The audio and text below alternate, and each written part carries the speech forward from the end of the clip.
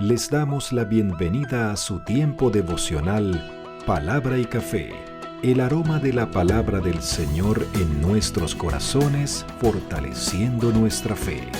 Con el pastor Richard Rodríguez. Por R12 Radio, más que radio, una voz que edifica tu vida. Bienvenidos. Para hoy, mis amados, para hoy en Palabra y Café dice de la siguiente manera: Señor, necesito un milagro en mi vida, un milagro tuyo en mi vida. Estamos en nuestra temporada Clama a mí y yo te responderé, revisando las oraciones registradas en la palabra del Señor de una manera especial. Ya hemos pasado por el Antiguo Testamento, libro a libro, donde se ha hecho esta selección de los editores y de los biblistas de la versión Reina Valera del 95, hermosa tabla de ayuda que dejaron allí, espectacular, las oraciones de la Biblia. Eso es algo hermoso y edificante. Pasamos ya por el Antiguo Testamento, guardando esa línea histórica, explicamos el proceso de cómo termina el Antiguo y cómo empieza el Nuevo Testamento, con nuestro Señor Jesucristo, anunciado por Juan el Bautista, por supuesto. Y habiendo terminado los evangelios, muerto el Señor Jesucristo, resucitado, habiendo estado 40 días con los discípulos, asciende a los cielos y comienza el libro de los Hechos, donde desciende el Espíritu Santo, como lo había prometido el Señor. Y da a los discípulos una nueva vida, totalmente nueva, de valentía, de arrojo, de milagros, de señales, de compromiso total, de llenura del Espíritu, de predicación, de señales y milagros, de adversidad, de persecución, de peligro también y de hostilidad. Así que no crean que el asunto fue de chévere y nos vamos todos de jardín de rosas y esto está muy bueno. No, Señor.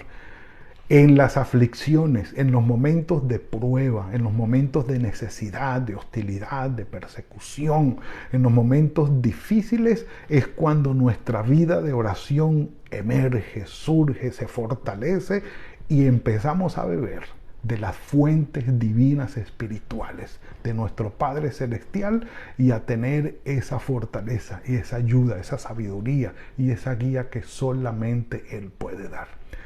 A través de la oración, lo he dicho. Venga. Un café por eso, sí señor. Muy bueno, muy bueno. Entonces, los discípulos, hombres del vulgo y sin letras, hombres sin preparación, según los líderes religiosos de la época, donde claro, había un nivel de preparación académico religioso muy alto, reconociendo que estos personajes no tenían ningún tipo de preparación y viendo las señales que eran hechas, desde la curación de un cojo hasta, por ejemplo, en el capítulo 5 del libro de los Hechos, se nos relata lo siguiente. Capítulo 5 del libro de los Hechos, versículo 14. No es nuestro versículo de hoy. Dice, los que creían en el Señor aumentaban más, gran número de hombres y de mujeres. Todo el mundo. Dice, tanto que sacaban los enfermos a las calles y los ponían en camas y camillas. ¿Para qué? Cosa que no hicieron con el Señor Jesucristo. Cosa que al pasar Pedro, a lo menos su sombra cayera sobre alguno de ellos. ¿Cómo les parece? La sombra de Pedro. Aún de las ciudades vecinas, muchos venían de Jerusalén trayendo enfermos y atormentados de espíritus inmundos y todos eran sanados. La racha de milagros, de señales, sanidades y obras portentosas sobrenaturales no se detuvo. Por eso el Señor dijo, cosas mayores que estas harán. Y yo por eso les hago el comentario, cosas que no se dijo cuando el Señor Jesucristo, que aún la sombra del Señor sanaba, ¿no? Aquella mujer que tocó el manto del Señor. Eso es digamos, lo más parecido a esto que pudiéramos encontrar. Pero entendemos que el protagonista aquí, y protagonista entre comillas, es decir, el instrumento usado por el Señor es Pedro. Pedro está siendo usado por el Señor de esta manera. Pedro, Juan, estos discípulos que estaban allí predicando y compartiendo del Evangelio. Bernabé también, bueno, ya Bernabé fue apedreado y estaban en las manos del Señor, trabajando, haciendo lo que tenían que hacer, pero los líderes religiosos no se quedaban quietos. Pero empezó a ocurrir algo interesante. La predicación y la obra divina empezó a salir de Jerusalén. Porque la persecución hizo que los hermanos salieran y Saulo estaba persiguiendo la iglesia y Saulo iba para Damasco a encerrar y a perseguir a los hermanos en la fe. Y Damasco, pues, la capital de Siria, al norte de Jerusalén. O sea, ya no salimos al norte de Israel, perdón, ya no salimos de la jurisdicción donde actuó el Señor Jesucristo y ya se cumple, ¿sí? Jerusalén, Judea, Samaria y hasta lo último de la tierra. Entonces, encontramos en el capítulo 9 de Hechos, que ese sí es nuestro capítulo. Los invito para que nos movamos allí, vayamos allí, a capítulo 9 de Hechos. Revisemos un poquito el versículo 32. Venga, versículo 32. Un cafecito mientras ustedes llegan allí. En el versículo 32 se relata la curación de Eneas en la ciudad de Lida. ¿Por qué lo menciono? Es importante, es importante. Estaba Jerusalén aquí, un poquito al noroeste, unos 50 kilómetros más o menos, al noroeste de Jerusalén, estaba Lida. Una ciudad, históricamente hablando, más de tendencia filistea, de ocupación filistea que otra cosa, que del pueblo de Israel, pero de la tribu de Dan, estaban allí. Pedro va allí y sana a Eneas. Y en el versículo 38 le dice Pedro a Eneas, Eneas, Jesucristo te sana. Levántate y arregla tu cama. Y Eneas, dice allí, se levantó enseguida, lo vieron todos los que habitaban en Lida y en Sarón, ciudad cercana, los cuales se convirtieron al Señor. Sin lugar a dudas, las señales, los prodigios y los milagros, sanidades en especial, fueron usados por el Señor, por medio de sus discípulos, para verificar, para garantizar, para hacer ver visible, como les diría yo, de una manera verídica o genuina la verdad del Evangelio. Y fue de esta manera que el Señor usó la proclamación del Evangelio y llegó a todas estas personas y creían en el Señor. Pero como les digo, noroeste, Lida, y ahora se mueven a la costa en esa misma dirección y llegan a Jope. Jope, que es la ciudad de Haifa, hoy actualmente es un puerto. En aquella época era Jope el puerto por donde llegaban todas las provisiones y el comercio para Jerusalén. Era prácticamente el puerto en el mar Mediterráneo para Jerusalén. Y allí en Jope, una ciudad, digámoslo así, no muy consagrada, no muy religiosa, no tenida en cuenta dentro de lo que eran los judíos como tal. Ya nos estábamos acercando definitivamente, o estábamos entre los gentiles, los no judíos. Pero Dorcas, la joven que aparece allí, dice, había entonces en Jope, versículo 36 del capítulo 9, una discípula llamada Tabita, que traduce Dorcas, que traducido es Gacela, abundaba en buenas obras y en limosnas que hacía. Discípula del Señor y una mujer piadosa. Y si ustedes dan la vuelta a la página, en el capítulo 10 van a encontrar que Cornelio, centurión, un centurión romano, hacía exactamente lo mismo, oraciones y limosnas. Hombre piadoso, Cornelio, romano, centurión, ya definitivamente gentil. Entonces, es como mostrar el proceso en el que el evangelio va saliendo de los primeros cristianos judíos, saliendo de Jerusalén, moviéndose a una ciudad gentil, llegando a los gentiles, y ese fue Pedro, el instrumento usado por el Señor para esto. La curación de Eneas, crucial. Pero la de Dorcas, que fue una resurrección, dice, era discípula del Señor, esta abundaba en buenas obras y en limosnas que hacía. Aconteció que en aquellos días enfermó y murió. Después de que la lavaron el cuerpo, la pusieron en la sala. Era la forma de velación. Nosotros la conocemos también. Como Lida estaba cerca de Jope, allí estaba Pedro. Estamos hablando de unos 8 kilómetros más o menos. Los discípulos oyeron que Pedro estaba allí y le enviaron a decir con 2 hombres, a rogarle: no te tardes en venir a nosotros.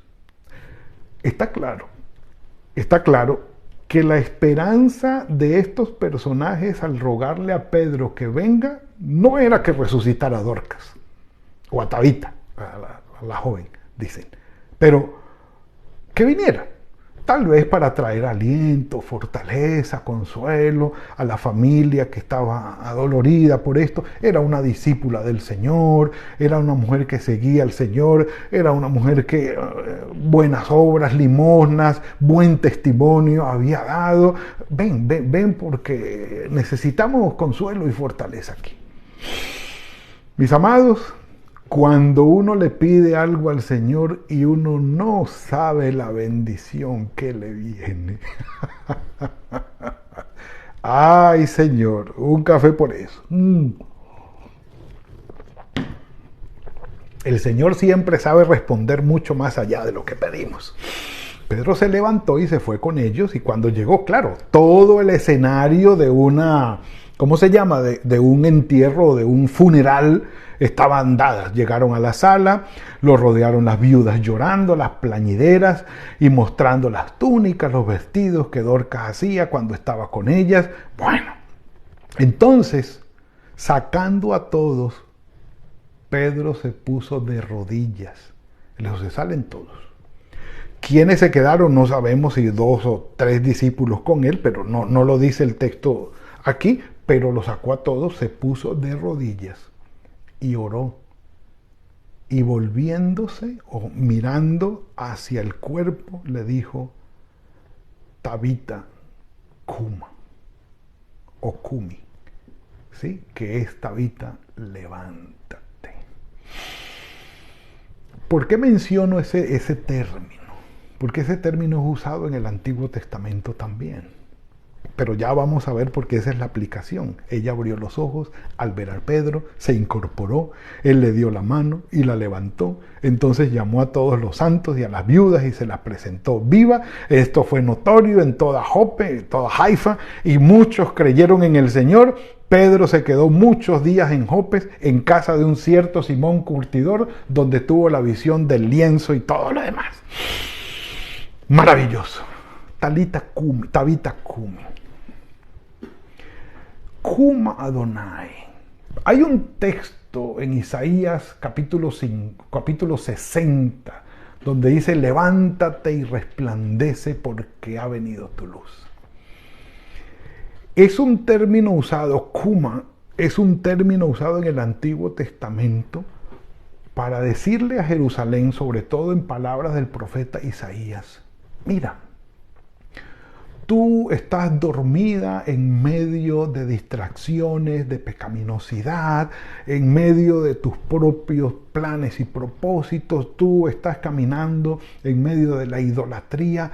Levántate. Levántate y resplandece. Estás adormilada, estás anonadada por la cantidad de sufrimiento que te ha pasado o por la aflicción que estás teniendo en este momento. Y dice el profeta Isaías: levántate y resplandece. Ya, basta de ese adormilamiento, basta de estar allí como en una quietud. Levántate, ha llegado tu luz, porque aquí que las tinieblas cubrirán la tierra y la oscuridad a las naciones, pero sobre ti amanecerá la luz del Señor y será vista tu gloria. El término es usado para despertar a alguien espiritualmente, diciéndole: mira, tú estás como muy aletargado, estás como en una penumbra, ya, abre los ojos, levántate, levántate. El mismo término es usado también para decirle al Señor: Señor, levántate y haz algo. El profeta también lo habla o lo usa de esa manera, como diciéndole al Señor: Señor, las cosas están sucediendo aquí, están terribles, el asunto está muy feo, hay sufrimiento, hay necesidad, y no vemos que tú te muevas, no vemos ninguna señal tuya. Levántate y haz algo, Señor. Kuma Adonai. Levántate, Señor. Levántate es, dale. Muestra tus planes y propósitos, muestra tu gloria, muestra tu obra. Y cuando se hablaba de alguien que se levantara del sufrimiento, se incluía el término: levántate, sacude tus ropas, o levántate, báñate, cámbiate de ropa y comienza a trabajar. Despierta, despierta y levántate, Jerusalén. Isaías 51:17. Sacúdete el polvo, levántate y siéntate, Jerusalén, suelta las ataduras de tu cuello, ya no seas más cautiva. Capítulo 52. Es utilizado este término. Ahora, sí es cierto que aquí en el capítulo 9 estamos hablando de una resurrección. Extraordinaria señal y manifestación del poder de Dios. Sinceramente yo no he visto un testimonio de esos. He oído testimonios de otros que sí han sido testigos de resurrecciones, ¿sí? De personas que, estando ya dadas por muertas, médicamente hablando, han orado por ellas y el Señor las ha levantado. Pero para nosotros, pues, digamos que no. El Señor, por medio de Pablo, en el capítulo 5 de los Efesios, de la carta a los Efesios, dice: por lo cual dice, despiértate tú que duermes, y levántate de los muertos, y te alumbrará Cristo. La aplicación de hoy, mis amados, nos invita, nos desafía a dejar los distractores, a dejar la pecaminosidad, a dejar tanta cosa que nos distrae y nos aleja del camino del Señor, que nos pone tal vez en un adormilamiento espiritual en el que no estamos disfrutando de las bendiciones del Señor, no estamos siendo usados como instrumentos del Señor, estamos como en un aletargamiento que uno dice: bueno, es lo mismo, de lo mismo, de lo mismo, todos los días. ¿Qué está pasando? Despiértate, tú que duermes, levántate de los muertos y te alumbrará Cristo. A veces ese aletargamiento nos lo trae mucho sufrimiento, tiempos de adversidad, tiempos difíciles, pero el Señor nos dice hoy: levántate, levántate. Y por eso la oración de hoy tiene ese título: Señor, necesito un milagro tuyo en mi vida. Sea cual sea, el Señor es dueño de lo sobrenatural. Y puede hacerlo, y puede hacerlo. Pero aparte de eso, El llamado es, dale, no dejes que el mundo, no dejes que el trabajo, no dejes que cualquier distractor te meta en un adormilamiento, en un aletargamiento espiritual, donde todo te sepa igual y donde tú no veas nada extraordinario. Levántate, levántate y busca al Señor, sacúdete el polvo, sacúdete lo malo, sacúdete las cosas, lo pecaminoso de tu corazón, de tu mente, de tu vida, y dile, Señor, aquí estoy. ¿Para qué somos buenos? En tus manos estamos, Señor. Levántate. Y si necesitas un milagro del Señor, es tiempo de decirle, Padre, tú eres el dueño de la vida y de la muerte. La eternidad está en tu mano. No hay nada imposible para ti. Necesito un milagro. Levanta mi vida y muéstrate como mi Padre. Confío en ti y espero en ti. Digámosle al Señor eso hoy. Y así como Pedro fue usado para mover el evangelio desde los judíos hacia los gentiles, trayendo algo extraordinario a través de señales, milagros y prodigios, que el Señor nos use a nosotros para hacer algo inusual, diciéndonos, levántate, hijo, y ponte en mis manos, quiero usarte. Padre, gracias por esta bendición que nos has dado hoy. Son oraciones que traen compromiso, que nos muestran algo nuevo en nuestra vida. Señor, estamos en tus manos. De ti dependemos. Necesitamos milagros, Señor, en tu vida, en nuestras vidas. De tu mano, Padre. Que sea algo diferente. Si estamos en un aletargamiento espiritual, Señor, ayúdanos, Padre. Levántanos de allí. Que podamos oír tu voz, abrir nuestros ojos, sacudir nuestros vestidos y ponernos en tus manos para ser instrumentos de bendición. Delante de ti estamos. Encomendamos en tus manos este día. Haz tu obra en nosotros. A ti sea la gloria y la honra siempre, Señor. En Cristo Jesús. Amén y amén. Bueno, mis amados, ha sido la entrega de hoy. Tiempo faltaría, pero bueno, el Señor es bueno, el Señor es bueno. Mis amados, que tengan muy buen día hoy, que sea un día fructífero de la mano del Señor, que el Señor los bendiga y los guarde y que fructifique todo el trabajo de sus manos. Nos veremos mañana, si el Señor lo permite, en otra entrega de Palabra y Café. Que el Señor los bendiga. Gracias por compartir con nosotros este espacio de Palabra y Café. Hasta una próxima oportunidad por R12 Radio. Más que radio, una voz que edifica tu vida. Que Dios les bendiga.